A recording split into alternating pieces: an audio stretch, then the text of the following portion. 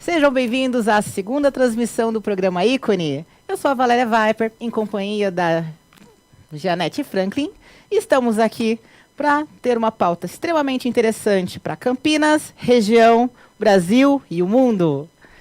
Hoje o nosso convidado é o senhor Dário Saad, um médico campineiro que é formado pela PUC, especialista em urologia e já atuou na Casa de Saúde e no Hospital Mário Gatti, onde ele foi presidente de 1993 até 1994.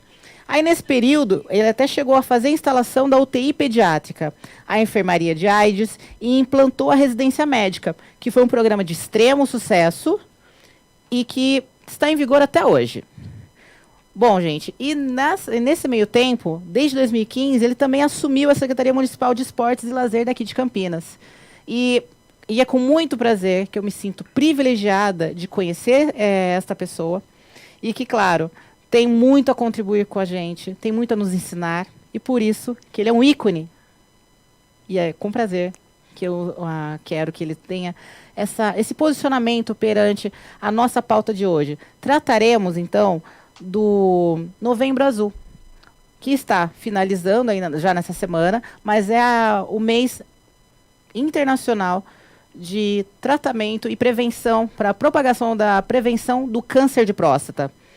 Embora com certo preconceito, embora com certo temor, os homens ficam extremamente inseguros e aversos a fazer o exame, né, de prevenção. E, claro, o Dr. Dário estará aqui para elucidar esse fato, fazer o aconselhamento e, claro, com o testemunho também da Janete Franklin, que ela também é chamaremos de sobrevivente do câncer. E tem muito a nos dizer sobre isso. Já que se você, aí em casa, também passa por isso, está passando por isso, vai receber palavras que você vai se identificar. Você que tem perguntas, você que tem dúvidas, vamos lá, estamos em aberto, a nossa live está aqui, pode fazer os seus comentários, serão lidos e faremos as perguntas para o Dr. Dário e a Janete também responderem, ok? Boa tarde, Dr. Dário. Boa tarde, Valéria, boa tarde, minha amiga Janete. Boa tarde, nossos seguidores aí da Rádio Campinas Digital. Eu agradeço muito o convite, parabenizo você pela iniciativa de fazer esse programa ícone, que tenho certeza que vai ser um sucesso na nossa mídia, na rádio digital aqui em Campinas. Então, parabéns, eu estou à disposição para as perguntas. Eu sou urologista, então para mim é uma honra poder falar sobre o Novembro Azul, falar também sobre a questão do câncer de próstata. Perfeito. Bom, o Dr. Dário também, ele foi vereador por 5 mandatos consecutivos. Ele é autor de relevantes leis nas áreas da saúde e do meio ambiente. E a gestão dele como presidente da Câmara e do Parlamento Metropolitano de Campinas, em 2005 e 2006, trouxe uma maior integração entre os municípios. E, claro, uma boa atuação traz bons resultados. Isso quer dizer que ele trouxe vários investimentos significativos vindos do governo estadual e do governo federal para Campinas e região, e principalmente nas áreas da segurança, da infraestrutura e da saúde. E essa biografia dele é extremamente repleta de realizações e essa qualidade que ele tem, a capacidade de diálogo, a capacidade de solidarizar-se com os cidadãos. Como eu sempre digo, o ícone, a pessoa se torna um ícone para a sociedade quando isso está relacionado diretamente ao caráter da pessoa. E esse tipo de pessoa, então, tem que ser realmente destacada, evidenciada. Nós temos que agradecer a existência delas e agradecer porque isso nos motiva a ser melhores. E aqui, então, em Campinas, claro, não só em Campinas, em todo o Brasil, nós temos essa campanha de conscientização. Ela é realizada por diversas entidades durante o mês de novembro, com o intuito de fazer uma conscientização a respeito das doenças, principalmente o Novembro Azul voltado diretamente para a prevenção do câncer de próstata. E, claro, o diagnóstico precoce faz com que as proporções maiores e proporções letais sejam evitadas. E, doutor Dário, me fala uma coisa, o que é, assim, vamos começar do básico, para que as pessoas possam se situar também e serem informadas. O que é a próstata? Olha, muita gente faz essa pergunta, Valéria, porque a próstata é muito vinculada ao câncer que acontece geralmente nos homens a partir dos 50, 60 anos de idade. A próstata é uma glândula. Como toda glândula no organismo, glândula é aquele órgão que produz líquidos, hormônio ou secreções. Então, no caso da próstata, ela produz o líquido prostático, que é o que faz parte do sêmen do homem. Muita gente pergunta qual que é a função da próstata. Eu falei, se a próstata não produzisse o líquido prostático, o homem seria infértil, porque o espermatozoide seria produzido pelo testículo e não teria um meio, um veículo para ele ficar. Então o líquido prostático, ele tem todas as características para manter o espermatozoide vivo e com isso, quando o homem, quando ocorre a gravidez, a possibilidade de gravidez, o espermatozoide está viável. Então, se a próstata tem o líquido prostático, ele é fundamental na fertilização do homem, é fundamental na fertilidade do homem. Ah, entendi.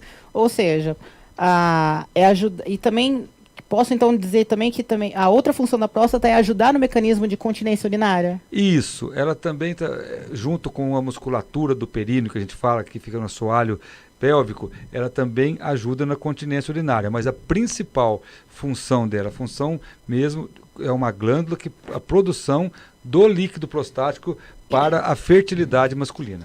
E o que causa diretamente o câncer na próstata? Então, como é uma glândula que tem a ligação com a parte de reprodução humana, ela é estimulada pelo hormônio masculino.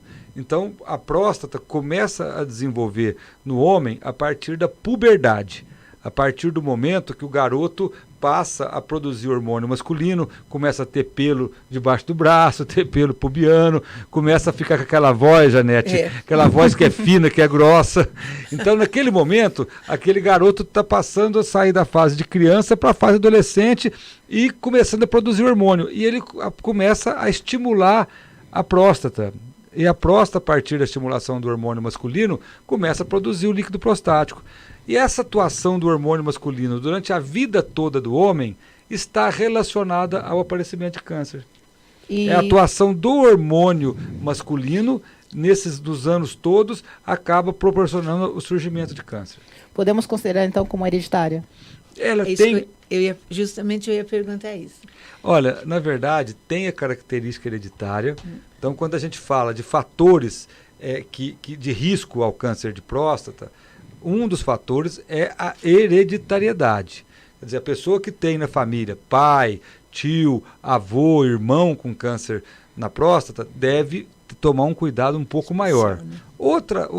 Outro alerta importante, Valéria, Janete, é para os homens negros. Os homens negros têm um pouco mais de chance de ter câncer de próstata do que as demais raças. Uma característica genética da raça. Como os japoneses, a população japonesa tem um pouco mais de chance de ter câncer de estômago. Tem algumas raças que têm uma propensão a algum tipo de câncer. Em algumas áreas. Isso. Por isso que a gente orienta aquelas pessoas que têm parentes, homens na família, principalmente pai, irmão com câncer na próstata, e os negros a tomar um cuidado maior. Certo.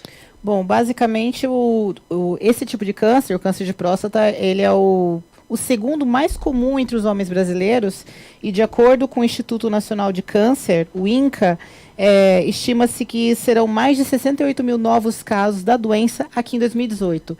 E considerando ainda que nós somos um país extremamente miscigenado, torna-se mais preocupante esse fator.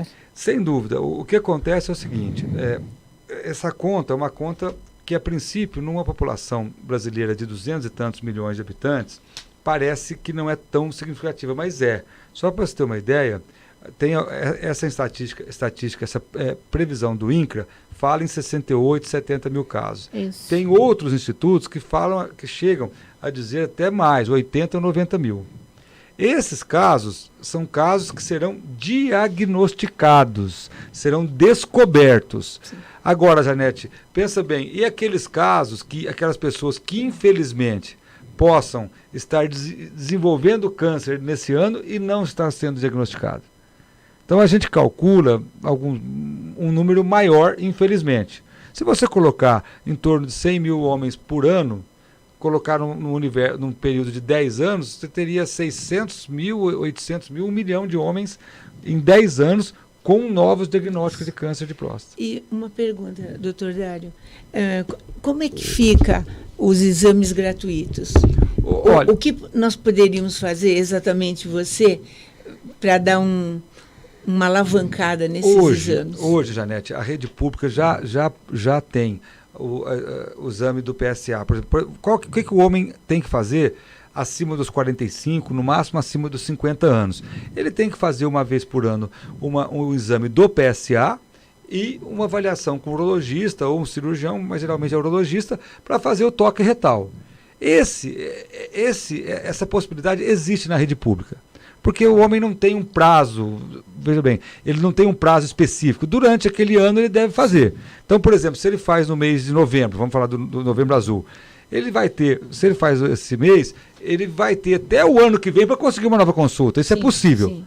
A rede pública está muito complicada, nós estamos com um problema sério, isso é verdade, mas durante esse período de um ano é possível sim conseguir uma avaliação. Entendi. E quais são os sintomas do câncer de próstata? Aí, Valéria, que mora o perigo. O câncer de próstata, ele dá sintomas mais exuberantes na sua fase mais avançada. No início da doença, ele não dá sintoma. Então você conversa com um homem de 60 anos, 65, Janete, você fala assim, você fez o exame da próstata? Fala, não, eu não fiz, eu não tenho sintoma, eu urino bem, eu não tenho sangue na urina, eu não tenho ardor para urinar, então eu não preciso fazer. É um engano, porque o câncer de próstata, no seu início, no seu estágio inicial, ele pode não dar sintomas. Quando ele está mais avançado, aí ele dá sintomas de obstrução urinária.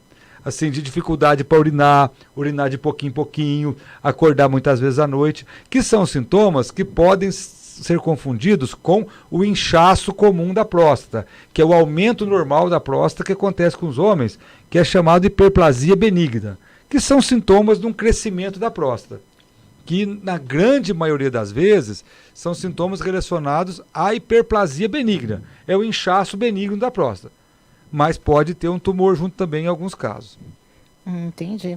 Então, querendo ou não, meninos, vamos agora falar francamente. Se não tem sintoma e se não tem outro meio de descobrir se você tem a doença ou não, além do fato de você já perceber que na sua família houve ocorrência, então, por favor, meninos, sem preconceito, a sua masculinidade não vai ser abalada. Faça o exame de PSA, faça o exame de toque retal. Faz parte da nossa cultura pensar que isso vai denegri-los. Mas não, você está se protegendo, se cuidando. E, claro, se você está saudável, a sua família vai ter a sua participação mais ativa. Uma pessoa saudável é mais feliz, ela interage mais com a sua família. Então vamos lá, por amor a você, a sua família, corre atrás da sua saúde, faça o exame. Valéria, eu gostaria só de uma pequena parte. Quem ama, cuida, né? Isso é evidente, né? Então, eu gostaria de pedir às mulheres da casa, gente, elas têm um papel muito importante, muitíssimo importante, de cuidar, de ter atenção, de ficar atenta a algumas anomalias que o seu amado tem, ou seu filho, né? Janete, você falou uma coisa fundamental. Muitos homens chegam no consultório e eu pergunto, o que está acontecendo, qual o problema? Não, a minha mulher marcou. Eu nem sei. Eu falo, olha, aí eu dou os parabéns. Parabéns, porque você tem alguém inteligente em casa. Com certeza. Que marcou a consulta para você, porque ela tem toda a razão. Então, a mulher tem um fator fundamental. Ela se cuida, ela faz mais ações preventivas e também cuida da família, cuida do marido, cuida do pai, cuida do irmão. Isso é uma característica da mulher que ajuda bastante. Tanto que quando eu faço palestras, hoje eu fiz 2 palestras em relação a esse tema, a gente até pede que as mulheres vão, porque elas vão ter mais informações para convencer os maridos, os pais e muitas vezes, dependendo da idade, os filhos. Como que é o exame de PSA? É um exame de sangue comum. É um exame de sangue como outro qualquer. você faz, ele tem, dependendo, tem dois tipos, tem um que vai até 2,5, outro que vai até 4, e se tiver dentro do padrão, é só observar. Mas muita gente, Valéria, pergunta por que faz, além do PSA, faz o exame de toque? Porque esse exame antigo, como você disse, tem muito preconceito. Tem muito homem que acha que fazer o exame da próstata, o exame de toque retal, vai ser, vamos dizer assim, menos macho. Vai perder a masculinidade, vai perder. E é uma bobagem, não tem nada a ver. É um exame super rápido. Dura alguns segundos, não é um exame complicado. É incômodo, claro que é incômodo, não é um exame, mas é muito rápido. E muita gente pergunta por que além do PSA faz também o toque?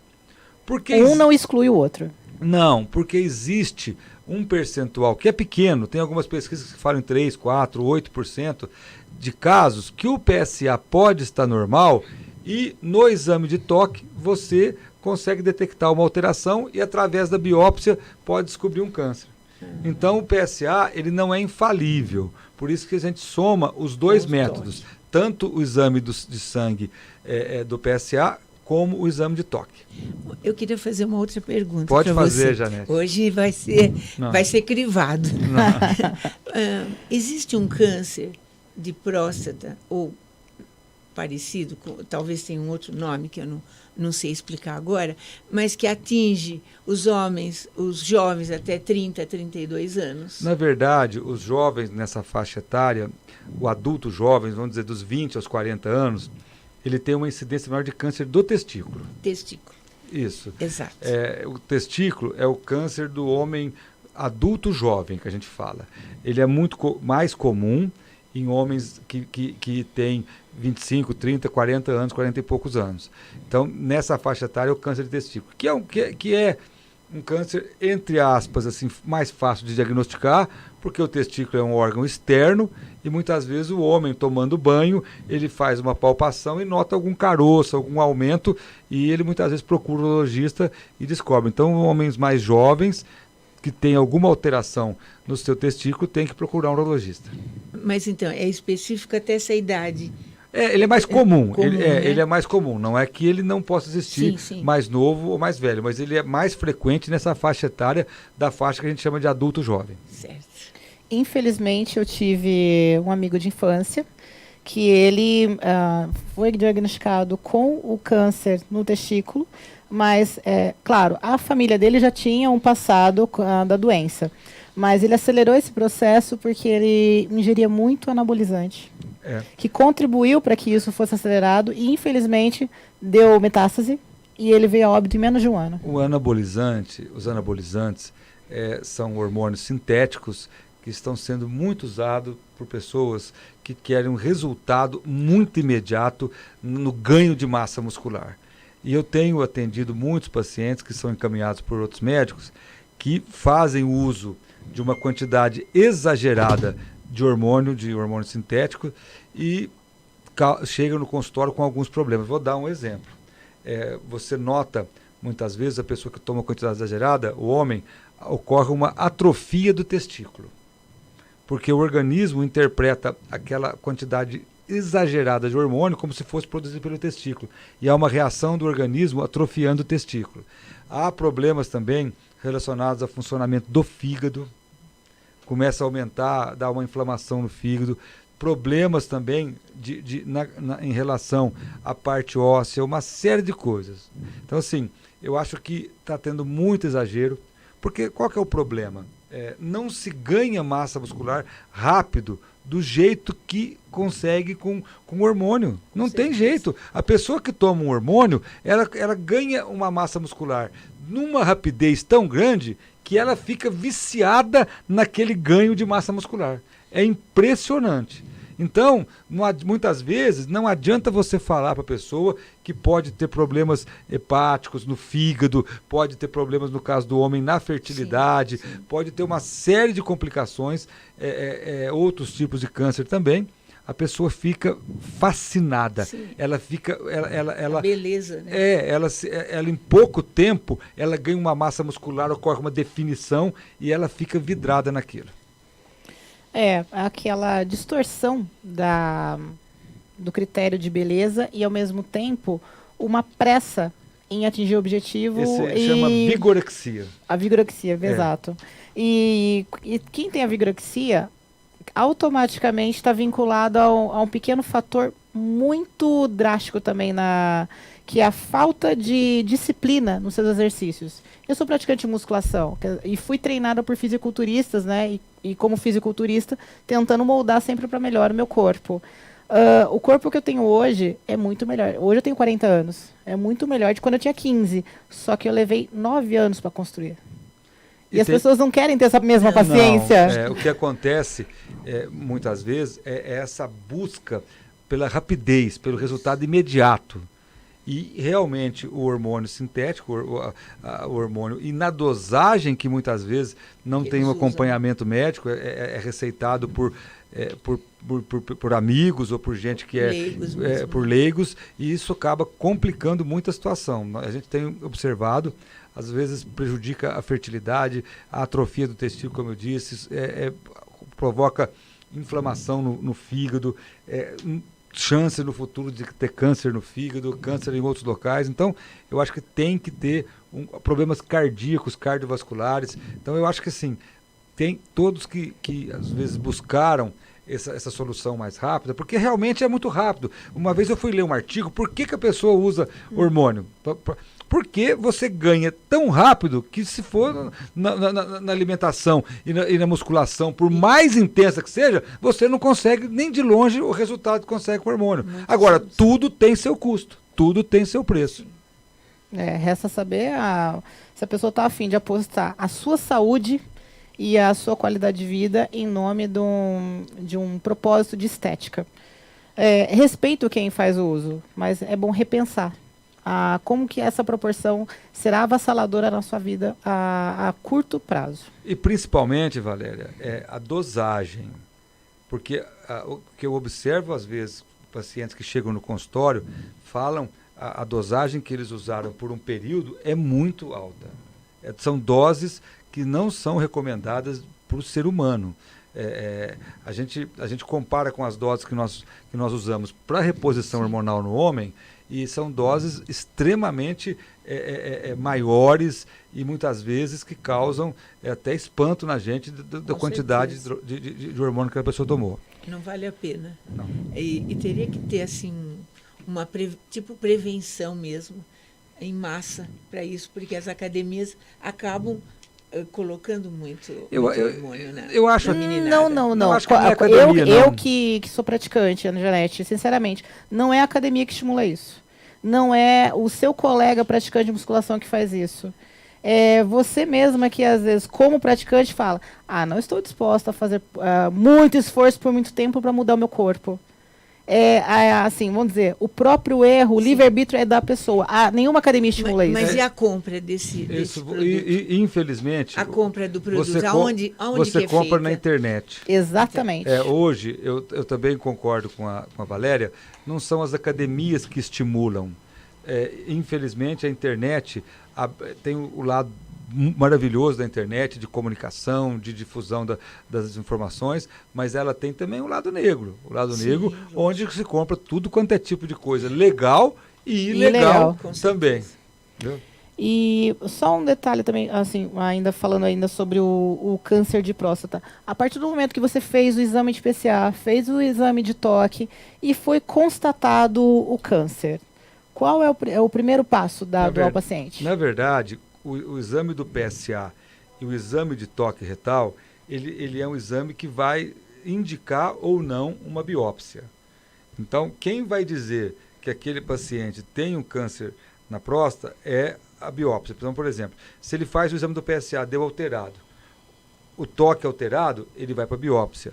Ou um dos dois. Se ele faz o exame do PSA está alterado, mesmo que o toque esteja normal, é indicado fazer. Ou até o contrário, o PSA está dentro do padrão. E o toque muito alterado também é indicado. Então, a alteração dos dois ou de um dos dois, muitas vezes é indicado, na maioria das vezes, é indicado fazer biópsia. Uma vez diagnosticado, o primeiro passo é saber se aquele paciente se aquele câncer está no início, está localizado na próstata.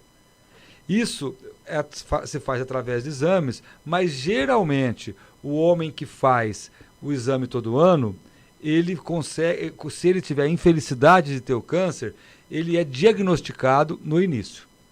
Então, por isso que o Novembro Azul tem importância. Sim. Hoje, nós não conseguimos ainda evitar que o câncer eventualmente apareça na pessoa, o câncer de próstata. Mas você consegue, fazendo o PSA e o exame de toque todo ano, tendo, infelizmente, o câncer, descobrir no começo. Sim. E a partir dessa detecção precoce, falando assim tecnicamente, sim, a partir dessa detecção precoce, você vai ter a conduta, que pode ser cirúrgica ou pode ser de radioterapia. A radioterapia, então, seria um tratamento mais ameno. Ele é um pouco mais ameno, ele dá algumas complicações, inflamação no intestino, inflamação na bexiga, mas ele tem, a princípio, menos complicações do que a cirurgia. Mas, muitas vezes, você indica para os homens mais jovens, você indica a cirurgia, porque caso no futuro aquele homem tenha uma recidiva, sim, uma volta da doença, ele tem a radioterapia para fazer. Geralmente no homem mais idoso, passando 75, 78 anos, ou no homem que está clinicamente em péssimo estado, por exemplo, tem homens com 65, 60 anos que pode ter problema cardíaco grave, pode ter problema pulmonar, na hipertensão nem tanto, mas problema cardíaco, coração fraco, ou tem pulmão problemático, não tem condição cirúrgica, você também pode indicar radioterapia. Uhum. Ou se o homem decidir, olha, eu tenho 55 anos, eu sei que geralmente se indica cirurgia no meu caso, mas eu não gosto de cirurgia, eu quero fazer radioterapia, também pode ser. Então a conduta para o câncer localizado, ele é uma decisão entre o urologista e uma decisão entre o médico, entre o paciente, desculpa. O tumor na próstata retirado cirurgicamente chama-se prostatectomia. Prostatectomia radical. Quando é para câncer é radical, porque além da próstata você tira a vesícula seminal também. E em caso de complicações, o que ocorre? Complicações cirúrgicas normais, sangramento, problemas, e pode ter algumas sequelas. O paciente pode ter, principalmente no primeiro ano e meio, pode ter impotência sexual, dificuldade de ereção, pode ter incontinência, ficar perdendo urina, mas não é a maioria dos casos. Geralmente, incontinência varia, algumas pesquisas falam em torno de 10%, 12%, 15%. A impotência sexual no primeiro ano pode atingir 30%, 25%, 20%, dependendo da pesquisa. Entendi. E um detalhe também, assim, quando se usa uma terapia hormonal, quais são os efeitos colaterais na hormonioterapia? Na verdade, é o bloqueio hormonal. No caso do câncer de próstata, quando há o câncer, o homem não fez a avaliação anual, ficou 3, 4, 5 anos sem fazer exame e ele descobriu um câncer avançado, ele muitas vezes tem que fazer o bloqueio hormonal, tomar medicamentos para bloquear a ação do hormônio masculino. E aí os sintomas são sintomas de feminilização. Ele tem o crescimento da mama, perda de pelos, assim, de barba, então eles têm sintomas femininos por conta do bloqueio do hormônio masculino.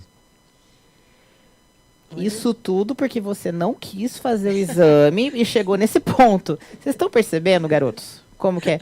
Assim, quanto mais você deixa complicar, pior fica. Exatamente. Então não complica, gente. Prevenção sempre. E eu quero dar fazer uma pausazinha para dar um abraço pro... Fala, por favor, o Sandro. Qual o sobrenome do Sandro? Sandro Paes de Barros. Sandro Paes de Barros. Esta pessoa que mandou o recadinho, e eu estou mandando um abraço agora, foi colega de escola, de infância, do meu digníssimo marido, do Rodrigo Vilauba.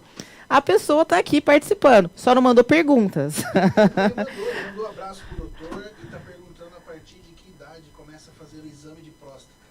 Ah, legal. Obrigada, então, pela pergunta, Sandro. Não tinha visto ali. Obrigada, Rodrigo, por ter elucidado isso. Então, abraço para você, Sandro. E, para quem não ouviu a pergunta, refazendo. A partir de que idade é indicado o exame de próstata? Geralmente, a partir dos 45 anos. Nós orientamos, na média, 45. Tem alguns institutos que falam que pode ser a partir dos 50. Mas eu falo sempre o seguinte, quem tem algum antecedente, os homens negros, e 45 é uma média boa. Interessante. Eu gostaria de fazer uma pergunta. Pois não, Janete? Várias, né? Nada. Esporte. Eu queria saber um pouquinho sobre esporte. Já que você é o secretário de esportes e está fazendo maravilhas aqui pela nossa juventude, pelos homens e mulheres de Campinas, então eu queria que você contasse assim, alguma novidade, alguma coisa muito boa. Olha, Janete, eu vou falar do que nós vamos inaugurar agora em dezembro, no começo do mês, que será um espaço Esporte e Movimento na antiga sede social do Clube Concórdia. Beleza. Lá vai ter um espaço de musculação, um espaço para danças, espaço multiuso e também um espaço de tatame para artes marciais e lutas. É uma parceria com o Clube Concórdia, o município não vai gastar dinheiro com aluguel, não vai gastar dinheiro, nós fizemos parcerias com outras secretarias para reformar Sim. o local e nos próximos dias estaremos entregando para Campinas um espaço no coração da cidade, fica ao lado do viaduto Cury e foi um esforço muito grande que a Secretaria de Esportes fez para viabilizar esse espaço. E talvez no final de dezembro, mas vem Natal, Ano Novo, ou no começo de janeiro, nós teremos um mega espaço esportivo na região do São José, ao lado da Santos Dumont.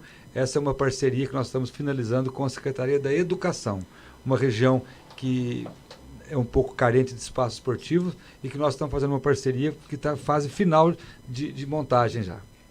Olha, é isso que é notícia boa, né? É verdade. Já para começar o ano. E eu fiquei já sabendo também sobre a inauguração no início de dezembro. Valéria já me passou. Já estou fazendo inscrição também. Ah, que legal, né? Bom, meus queridos, eu só quero também deixar esse recadinho, porque com a reinauguração do Espaço Concórdia, com esse conjunto de atividades totalmente gratuitas, voltados então para esporte e saúde da população, não vai, como o próprio Dr. Dário comentou, não haverá custos ao município. E profissionais interessados no bem, assim, fazer essa troca, traduzir a sua qualificação profissional em benefício das pessoas, basicamente foram convidados profissionais para concederem as aulas. E concedendo essas aulas, eu mesma me prontifiquei como voluntária e serei a aplicadora de dança-terapia. As atividades de dança no Espaço Concórdia eu concederei, principalmente voltada para o público feminino. Meninas, adolescentes, senhoras, não tem limite de idade. Porque, assim, para se ficar melhor a qualidade de vida, nada melhor que ter uma atividade esportiva. E atividade de dança para ser o mais democrática possível. E, claro, quando estivermos nas vésperas da inauguração desse espaço, faremos a nova divulgação e todos vocês estarão convidados a participarem. Uma outra coisa que eu achei sensacional na sua explicação você, dentro da Secretaria de Esporte, não ter custo. Isso é milagre, né? Na verdade, nós tivemos muita sorte e empenho para fazer parceria. Por exemplo, a Secretaria de Esportes ficava numa sede, numa casa alugada em frente à Lagoa Taquaral. Nós reformamos o balneário, que é um espaço onde tinha os vestiários para o uso da piscina, fizemos lá a sede da Secretaria e economizamos em torno de R$40 mil por mês, entre aluguel, energia elétrica, água, vigilância 24 horas. Esse espaço que a Secretaria foi dentro do Taquaral já tinha vigilância. E nesse local construímos também um Museu do Esporte. Queria convidar também nossos seguidores aí para visitar o Museu do Esporte. Tem um acervo muito legal. E construímos também um centro de lutas, um centro de treinamento de lutas, que tem quase 600, 700 pessoas usando semanalmente. Beleza. Então é uma coisa. Também, como a Valéria colocou, são professores que desenvolvem trabalho voluntário. Muitas vezes, o modelo nosso de levar o esporte era o modelo tradicional, que não é errado, não. Sim. É você contratar o professor e colocar à disposição da população. Mas enquanto você não tem esse professor, você tem que buscar alternativas. Porque a desculpa de não ter professor, a desculpa de não ter recurso, de não ter dinheiro, ela é muito fácil. O mais desafiador, o mais empolgante é você tentar fazer as coisas acontecer mesmo na dificuldade material, na dificuldade de recursos humanos. Exato. É Parabéns. devolver para a sociedade o que lhe foi concedido, seja pelo seu esforço, pelo seu mérito, e também, claro, de acordo com a fé de cada um, devolver o que o universo, o que o nosso Pai do Céu lhe concedeu como vocação e como oportunidade de trabalho, devolver isso ao seu próximo. Então, por que não um trabalho voluntário? E fazer, Valéria, um reconhecimento. Porque, assim, o que eu falo? Campinas tem muitas entidades, muitas organizações na área esportiva que são parceiras, que prestam serviço. Você tem lá, lá no Centro de Lutas, 6, 7 projetos sociais que o município não gasta recurso e que tem centenas de alunos. Por quê? Porque existem entidades, existem pessoas que estão dispostas a ajudar. O ideal, eu sempre falo, o ótimo, o ideal seria eu contratar tantos professores e colocar lá. Esse seria o modelo tradicional. Agora, num momento de crise tão difícil, a gente não consegue muitas vezes contratar os funcionários que a gente queria, porque tem prioridades na área da saúde, na área hospitalar, que está vivendo uma situação extremamente complexa. Então a gente tem que buscar alternativa. Por isso que eu agradeço, por exemplo, antecipadamente a disposição da Valéria de fazer esse trabalho de dança, de resgate da autoestima das mulheres. Exatamente. Né? Porque a gente entende que o esporte, e quando tem esse lado junto com a dança, ele une muitas coisas. Ele une a melhora do condicionamento físico, ele une a melhora da autoestima, da convivência social, da interação com outras pessoas. Então, superação de traumas. E o local lá é um local central, é um local que a gente acessível, bem próximo ao terminal central. Então a gente tem muita esperança. Vamos enfrentar problemas? Vamos. O local é complexo. Sim. Quando eu propus fazer essa parceria com o Clube Concórdia, alguns servidores preocupados, olha, Dário, lá é um lugar difícil.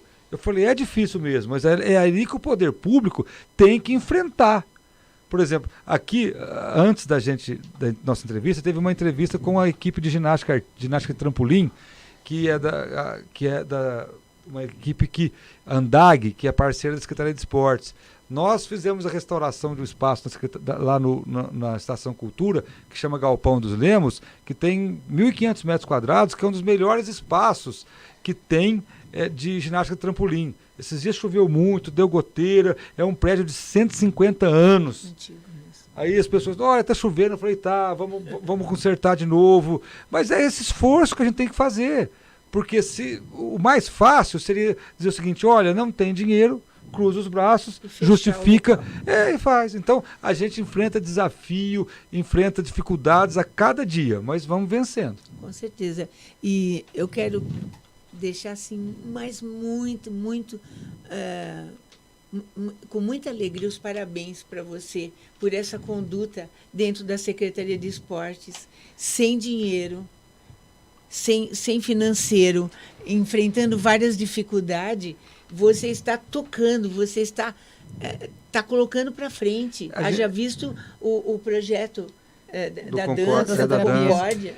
Na verdade, eu também tenho que fazer aqui, Janete, Valéria, um agradecimento à minha equipe. Sim, também. Eu tenho uma equipe de servidores, muitos de carreira, concursados, outros que são comissionados, mas a grande maioria de carreira, que abraçaram o projeto, que fazem mais do que deveriam fazer, e eu tenho que agradecer a todos, né? Então, muitas vezes as pessoas falam de algumas ações da secretaria e eu falo, olha, eu tenho que agradecer a todos a minha equipe, porque são pessoas dedicadas. Com certeza. Tem gente que vai fazer o evento esportivo, carrega o caminhão, carrega a caminhonete, leva a aparelhagem de som. Não temos técnicos para fazer isso, nós não temos gente, mas vai na raça, acontece.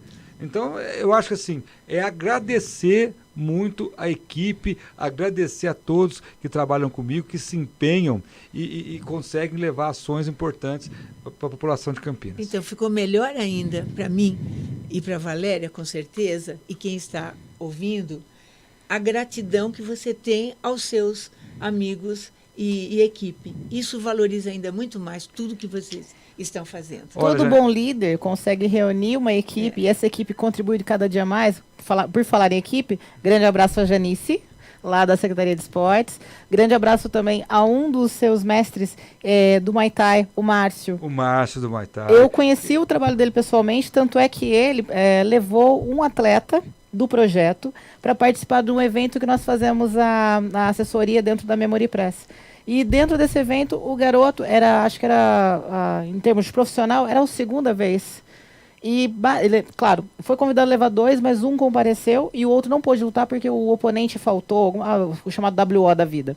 E o Márcio, um grande profissional, mestre em várias artes marciais, olha, lá, e faz esse trabalho Márcio, assim voluntário. Valéria, lá no Centro de Lutas tem o Márcio, tem o Serginho e o Ira da OTC Carlos Costa, tem o professor Pedro, tem a CJ, eu devo estar esquecendo os dois, tem o pessoal do Karatê, tem o pessoal do Kung Fu, da Ana e do Paulo Diniz. Então, assim, eu tenho que sempre agradecer, porque essas pessoas não fazem voluntariamente. Eu estou aqui agradecendo porque é da boa vontade deles. Você fica lá toda hora chegando criança com kimono para fazer, é muito gratificante. Quer dizer, você está, de uma certa maneira, modificando a vida, porque uma criança, por exemplo, uma coisa que eu já admirava e hoje eu admiro mais são as artes marciais, são as lutas.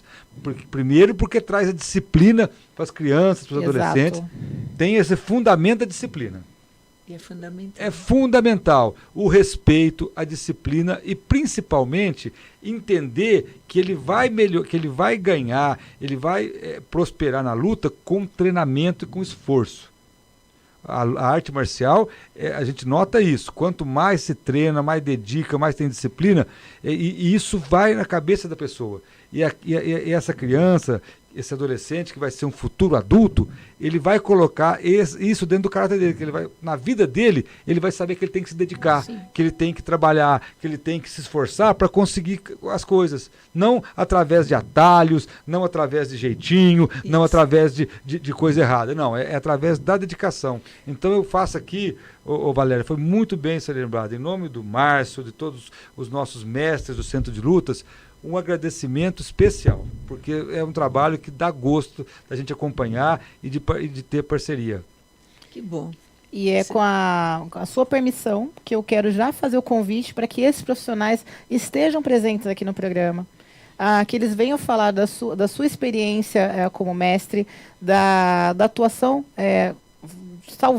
praticamente salvando crianças da vulnerabilidade social, evitando que elas caiam no crime. Sem dúvida, e como você colocou, e são aulas gratuitas. Exato.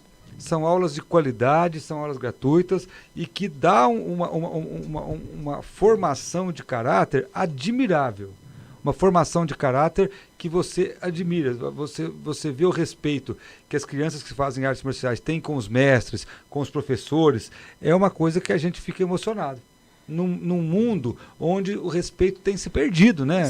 Muitas vezes a gente vê isso aí, todo dia você vê exemplos, Anete, de desrespeito de professores, total. Uma série de coisas. E a gente e o esporte é um caminho, sim, para melhorar a formação dos nossos jovens e, sem dúvida, dos futuros adultos que vão cuidar do nosso país. Com certeza vão ser uns futuros empresários, presidentes e políticos, enfim, de A a Z, com respeito, com ética. Sem dúvida. Isso é fundamental. Sem dúvida. E tudo isso podendo ser feito sem pagar nada. Olha que beleza. Por exemplo, nós temos em Campinas alguns eventos onde não há recurso público. Muitas vezes, quando é evento da secretaria, você consegue a redução ou isenção de taxas. Sim. Por exemplo, nós temos a Maratona de Campinas, que já foi feito 4 edições, que é um evento de comemoração, o principal evento de comemoração do aniversário de Campinas. Nós tivemos 4. Essa maratona não há investimento público. Há, sim. Há abertura para patrocinadores de empresas privadas? Claro. O organizador, ele tem direito de cobrar a inscrição e ele pode trazer patrocinadores e consegue fazer. E o evento acontece, os patrocinadores patrocinam, ele cobra a inscrição e o município não gasta. Não tem custo nenhum, né? O custo você pode falar que seria, por exemplo, a taxa da CETEC e a taxa da ENDEC, a gente tira porque o evento é da prefeitura. Chama Maratona de Campinas em comemoração ao aniversário da cidade. Beleza. Então, não tem. Nós acabamos de ter, nesse domingo, o GP Campinas, o terceiro grande prêmio de velocidade de ciclismo na Norte-Sul. Foi uma prova maravilhosa. Também não tivemos gasto público. Então, esses eventos todos, a gente faz com parceria. Você viabiliza tudo dentro da lei. Você viabiliza as taxas. O organizador pode ter patrocínio? Pode. A gente não quer saber se ele teve 1, 10 ou 1.000 de patrocínio. A gente quer saber que o preço que foi cobrado é um preço justo, o mais baixo possível. Então, por exemplo, a nossa maratona começou ano passado com R$59, que é a maratona mais barata do Brasil. No final, os lotes finais foi mais caro, claro, que o preço em corrida. Por quê? Porque a gente faz esse controle com interesse público. Qual que é o interesse nosso? É que tenha maratona de qualidade e que tenha inscrição num preço bom. Sim, nós não acessível, né? Isso, nós não autorizamos nesses eventos de parceria, se o organizador privado ele paga as taxas, ele pode cobrar R$1.000, é comercial, ele está pagando todas as taxas. Se é um evento da secretaria, é tudo acertado, o valor da inscrição é acertado, tudo. E a única coisa que nós não interferimos é nos patrocínios dele. Nós não vamos querer saber se ele ganhou 10 ou 20 de patrocínio. Agora, nós queremos saber o preço que ele está cobrando da população. Se é um preço acessível, ótimo, é isso que a gente quer. Então, meus queridos amigos e amigas, você que é empresário, você que é empresária, notou que agora você já tem opções de patrocinar, de fazer um apoio cultural, um apoio esportivo, para que a sua empresa realmente faça uma boa ação e retribua aos seus clientes e cidadãos de Campinas e região a gratidão da sua empresa ter dado certo aqui? E mais, Olha, Valéria, e a mais. oportunidade é essa. Tem ações sérias, tem eventos sérios, para que isso seja ajudado. Hoje eu estou aqui com a Ana Laura. E a Ana Laura, ela é minha parceira. E se você está já interessado em conversar sobre esse patrocínio, fale comigo, fale com a Ana Laura. André, por favor, mostra a Ana Laura para o pessoal.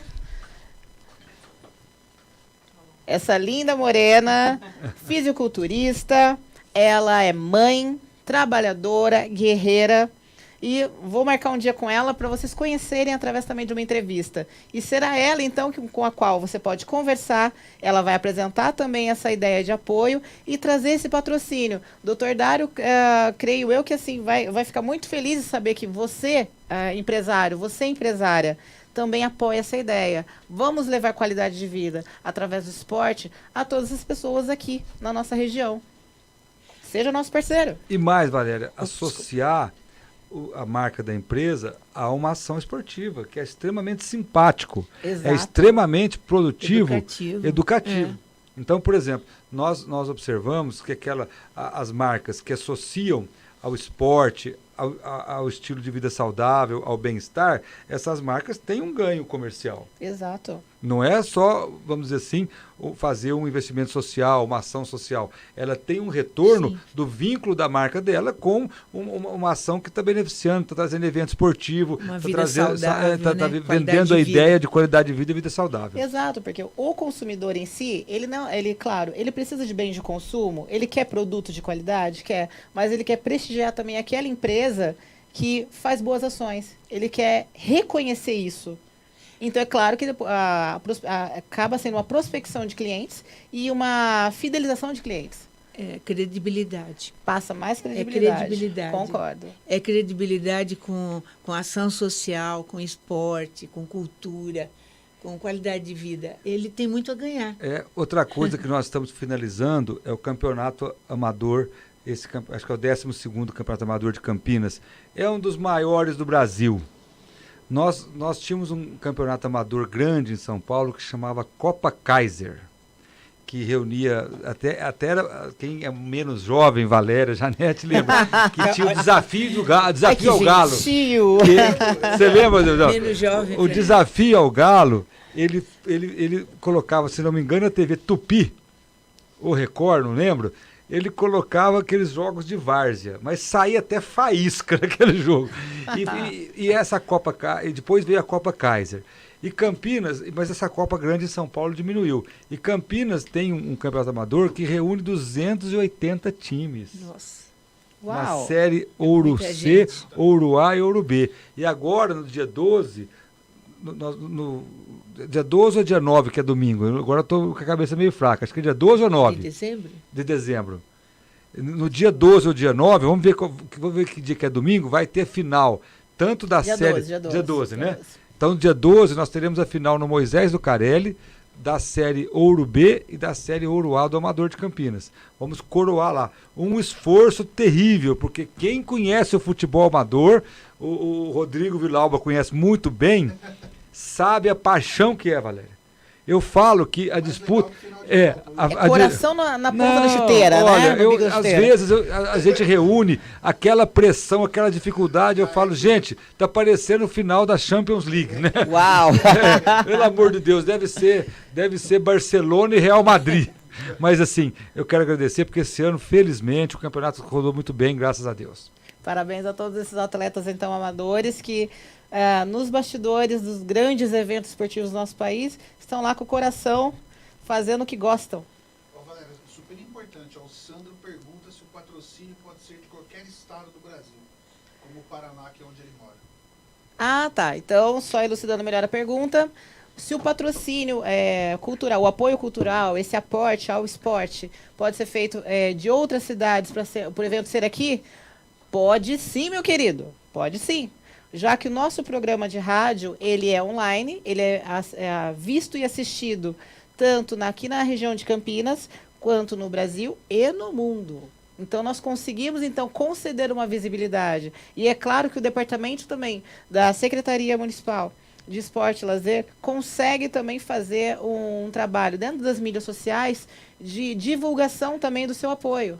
Então, meu querido, está lá no Paraná? Seja bem-vindo. Está na Bolívia? Está em Nova York? Na França? Unidos. Austrália? Seja bem-vindo. Fale conosco. Será um prazer. A Valéria falou bem. Hoje a internet quebrou fronteiras, né? Eu que sou menos jovem, nós, né, Janete? Nós não somos menos jovens. A gente é de um tempo que não existia telefone sem fio, né? Verdade. Eu me lembro, Valéria, quando eu vi um telefone sem fio, eu achei de um avanço aquilo. Eu achei aquilo de uma modernidade. Eu falei, o mundo está moderno. Hoje você tem todos esses celulares, todas essas comunicações todas, Dário, né? e quem tinha com fio também era raridade, né? Eu lembro que... Artigo de luxo? Tinha plano de... telefone com fio, então era milionário. Villalba, tinha um plano de expansão da Telesp, que tinha tanta gente querendo telefone que fazia no Guarani, fazia no estádio do Brinco de Ouro e faziam filas quilométricas atrás de um... Não era nem do telefone, você tinha um documento, uma cartinha de intenção para ter um telefone. Carta de que era o intenção. plano de expansão que chamava. Era loucura. Era uma coisa Chegava a terrível. cartinha, a família fazia festa, Não, chegava a cartinha. eu tinha amigos que viviam de aluguel de linha de telefone Exatamente fixo. o que eu ia falar. Pessoas alugavam, sabe quanto era o valor de um aluguel? Era um telefone custava em torno de $1.000 a $2.000, dependendo da região. Verdade. Caríssimo. Caríssimo. Hoje, $2.000, $1.000, R$4.000. Você comprar um telefone, dependendo se era a região central mais disputada, eram $2.000. Hoje, R$8.000, R$10.000 uma linha telefônica. E quem tinha todas essas linhas era muito respeitado. Muito respeitado.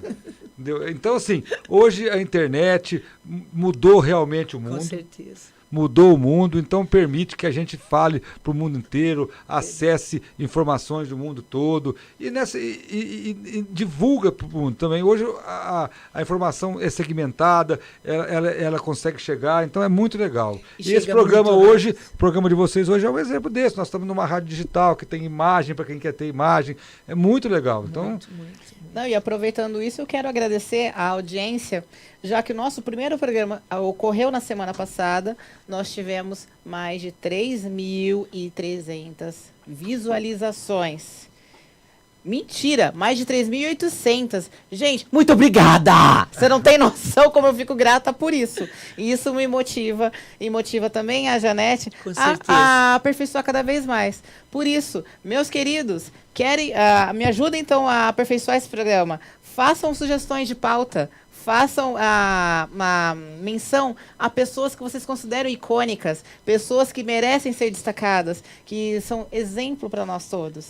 Vamos lá, a gente vai conhecer a pessoa, vai visitá-la e convidá-la a fazer parte aqui de uma entrevista. E fiquem abertos, perguntas, sugestões. Com certeza. E o convite a essas pessoas Valéria, iluminadas. Uma notícia boa, que a partir do próximo programa nós vamos ter sorteios. Aham, isso Entendeu? muito nos interessa. Muitos sorteios e com semijoias, coisas assim que as mulheres amam, né? Amam. E os homens que ganharem vão dar para suas mulheres naturalmente. Né? Mas, meninos, fiquem tranquilos. Eu vou tentar conversar também com umas empresas parceiras para que a gente consiga reunir também brindes para o público masculino. Vocês também serão lembrados. Pode falar, Rodrigo, eu vou ouvir. Pode falar. A Isabela Palácio está mandando um abraço para você. A amiga Isabela Palácio, quero te ver aqui também na entrevista, meu anjo. Demorou já para você vir. Do nosso querido amigo Arnaldo Salvetti. Arnaldo Salvetti, obrigada pela sua presença na semana passada. E, lembrando, ficaram algumas dúvidas, algumas perguntas que não foram respondidas durante a nossa transmissão. Eu vou pedir, então, no próximo programa, para a gente resgatar essas perguntas e o Salvetti vai responder para a gente por telefone, tá ok? Mais algum recadinho, pessoal? Que tem comentário? Para dona Solange Vilauba, né? Porque senão já viu. Dona Solange Vilauba, minha querida, obrigada pela audiência, sogrinha dos meus assim, que me aguenta, me tolera, me adotou como filha. Obrigada. Beijão pra você. Quem mais? Marilda. Marilda Franco e a filha Júlia. Meninas, muito obrigada pela audiência. Beijão pra vocês. Temos aqui uma dúvida especial que o Fernando Vanin, nosso amigo, está dizendo aqui que o secretário está escondendo a idade. Não. Jura, Fernando, não complica. Não, eu tenho 35 anos, eu não nego isso pra ninguém. Gente, eu sou de 79, né? 1979. Ele tem a minha idade, gente. Isso nem é um segredo. Sabe que essa questão de idade não é fácil. Esses dias, eu, como sou urologista, né, encontrei um senhor já de uma certa idade e tal, e ele falou: doutor Dário, tudo bem? Eu falei: tudo bem, o senhor me operou.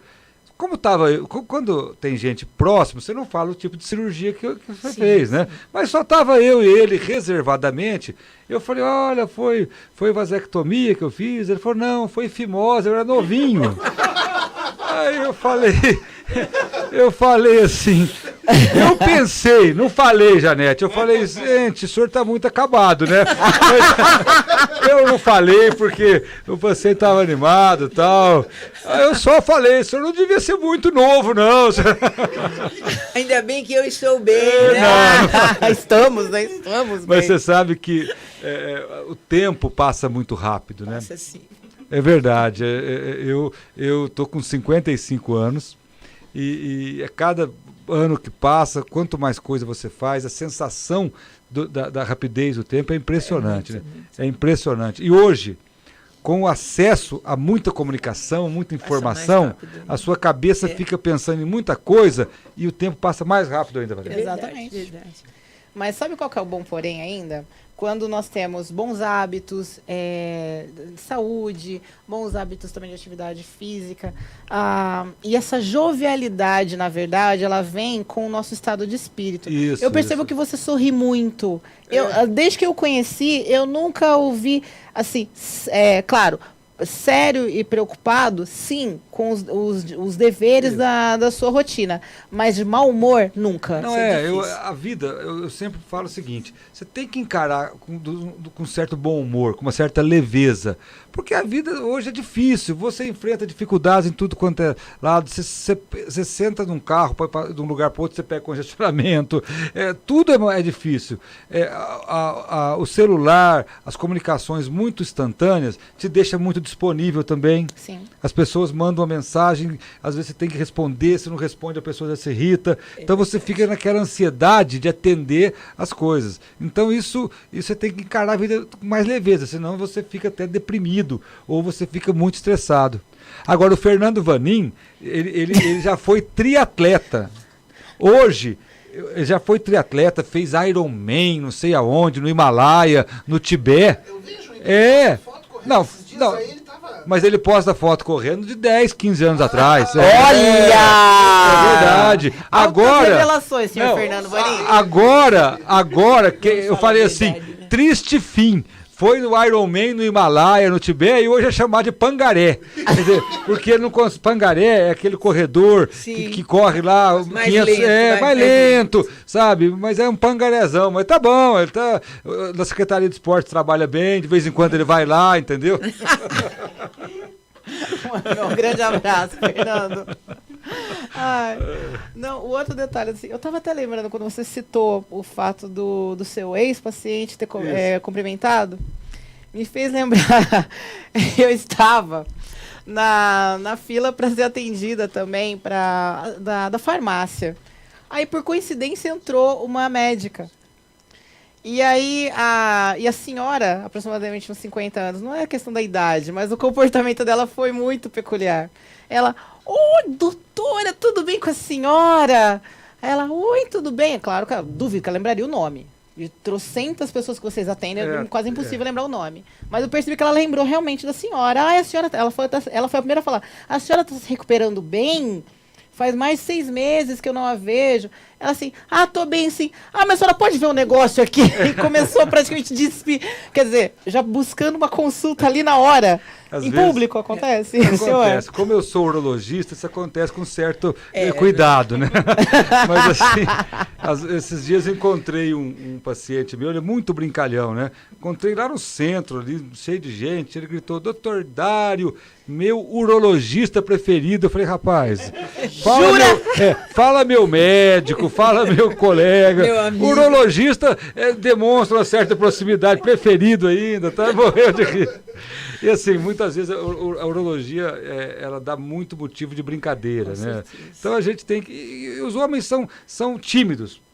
Tanto que olha como é que é a situação. Hoje você tem pouquíssimas mulheres urologistas. Sim, é verdade. As mulheres vão no ginecologista homem, na ginecologista mulher, não tem problema. urologista. O homem não vai na urologista mulher. É verdade.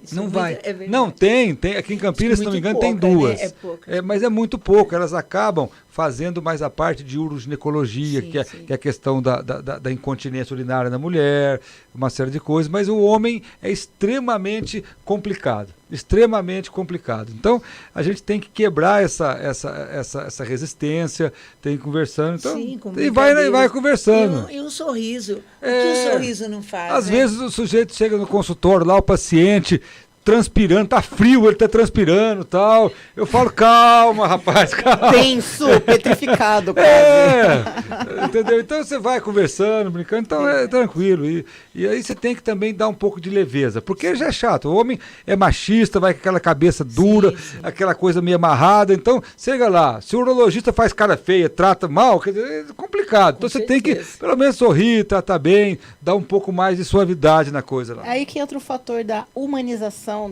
da medicina. Isso, né? porque o médico, ele não é um técnico. Ele não é um técnico. Ele tem que entender o ser humano dentro da sua complexidade.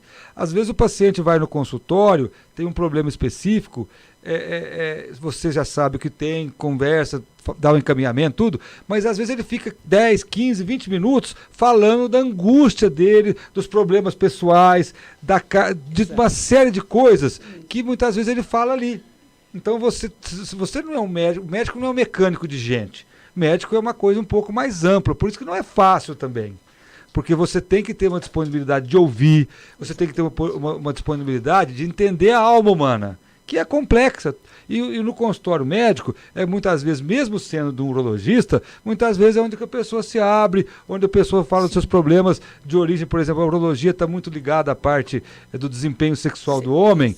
Muita gente chega lá Momento de desabafo, né? Desabafa e fala e reclama do seu desempenho sexual. Muitas vezes você tem que entender o processo. Eu sempre falo, Hoje tem remédios que ajudam bastante, os Viagras da vida, mas muitas vezes o problema não é físico. A pessoa está passando uma série de dificuldades na vida, uma série de conflitos, uma série de desafios, e aquilo afeta. A primeira coisa que eu falo para o ser humano, para o paciente, que a gente é ser humano. Nós não somos máquina, que você aperta um botão e mexe uma coisa. Nós somos ser humano. Nós temos que entender nossa condição de humanos. Exato. E hoje, a vida nos cobra muito. Você tem, primeiro, as redes sociais. Você entra no Facebook, no Instagram, você só vê gente sorrindo, viajando, comendo pratos lindos, maravilhosos de lagosta. E o sujeito tá lá batendo um arroz com feijão e um ovo lá e fala, minha vida tá terrível. Quer dizer, eu tenho muita gente que eu conheço, eu vejo numa situação lá maravilhosa, não que eu acho que está errado, eu até fico contente, mas a realidade dele não é aquela. Mas, assim, infelizmente é o jogo de aparências, né? Mas causa uma certa frustração. Então, hoje as pessoas são muito cobradas a ter sucesso, você tem que ter sucesso em tudo, você tem que dar certo em tudo. Aquela pessoa que às vezes fracassa em alguma coisa, se sente a pior do mundo. Então a gente tem que entender, eu falo sempre para os médicos mais jovens, a gente tem que entender a alma humana. Não é chegar lá para dar remédio, se você dá remédio e manda o paciente embora, não é assim que funciona. Entender um pouco, muitas vezes, uma palavra sua, quantos pacientes vão no consultório para saber se vai tomar Viagra ou não tomar Viagra.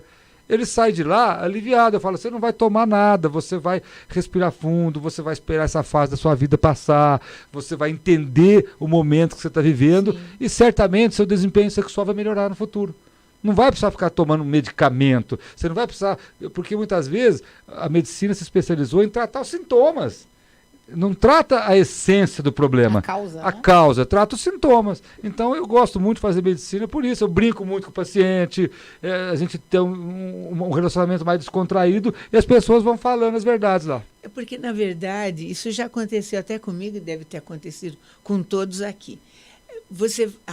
Estou com um problema, vou no médico. Aí você começa, antes de qualquer coisa, você começa a conversar. Você esquece do que você foi fazer lá? Porque você queria uma atenção, você queria que essa pessoa, esse médico amigo, te olhasse, trocasse uma ideia. Acaba a doença. E o mundo moderno, Janete, é muito competitivo. Ele é muito competitivo. Ele é muito difícil. Você tem uma série de situações onde você tem que fazer sucesso, onde você tem que ser excelente naquilo, desempenhar bem ali. É verdade, você tem uma cobrança, errado, né? Uma cobrança muito grande e a própria pessoa se cobra muito. Exato. E quando eventualmente as coisas não acontecem do jeito que ela quer ou do jeito que ela pensava, começa a surgir uma frustração crônica. Exato. Então a gente tem que tratar muito bem a cabeça da gente. Para que isso não seja somatizado pelo Sem corpo. dúvida. Tanto que a gente falou de câncer de próstata, mas tem muitos, falando de câncer em geral, muitos casos de câncer, se você conversar com o paciente, você consegue ver um trauma emocional prévio, antes. Então, a pessoa... Vou dar um exemplo trágico, claro, mas a mãe perdeu um filho e passou um tempo para desenvolver um câncer. O sujeito teve um problema sério, desenvolveu um câncer. Então, tudo isso, o lado emocional é muito importante, muito importante. Sem dúvida, sem dúvida. Não dá para a gente tratar, não dá para tratar a pessoa como se ela fosse uma máquina. Não é uma máquina.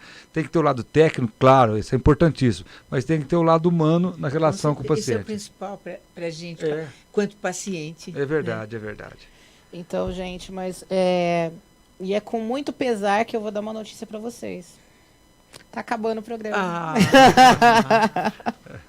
Mas calma, na próxima semana tem mais. E eu sei que hoje, com muita coisa que foi dita, deve ter ficado bastante dúvida. Então, gente, por favor, coloca no comentário a sua dúvida, o que você gostaria de ter dito ao Dr. Dário. E vamos fazer as retomadas. Essa foi a primeira vez que ele esteve aqui conosco, mas eu vou deixar em aberto o convite para que ele venha também outras vezes falando de demais assuntos relativos à saúde. Vai ser praticamente nosso consultor especial. Muito obrigado. Quero agradecer, Valéria, seu convite. A Janete, uma grande amiga querida de muitos anos, né? Nossos amigos aqui, o Rodrigo. E dizer que para mim foi uma alegria muito grande. Não vi essa hora passar, não vi mesmo. Que ótimo. Não vi passar a hora e espero ter ajudado as pessoas que acompanhou o seu programa. Então, parabéns pelo programa. Muitíssimo muito obrigada. legal, formato muito gostoso. Eu estou à disposição, a gente vai voltar aqui mais vezes. Muito obrigado. Ai, vai ser um grande privilégio pra gente. Pessoal, muitíssimo obrigada pela audiência. Doutor Dário, eu não tenho palavras para agradecer e dizer exatamente quanto que tem valor pessoas com a sua personalidade, com a sua competência e com a sua ética dentro da personalidade pública que você ocupa e dentro também do médico em que se tornou e tanto que contribui para a nossa sociedade.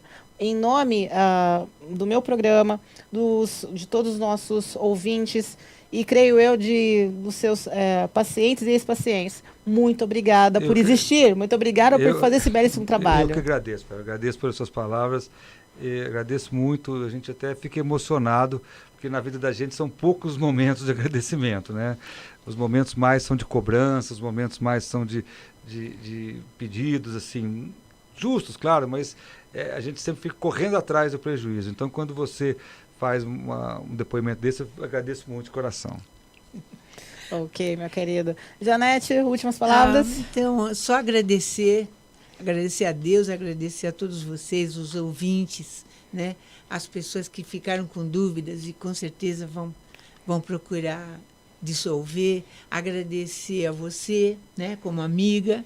Agradecer ao doutor Dário, que já o conheço há muitos anos e é um amigo muito querido, muito querido. Enfim, só agradecimentos e esperar o próximo programa. Obrigado.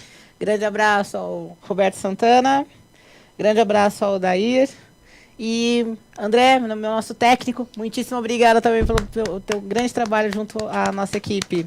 Pessoal, obrigada pela audiência, grande abraço a todos, até a próxima semana, até mais.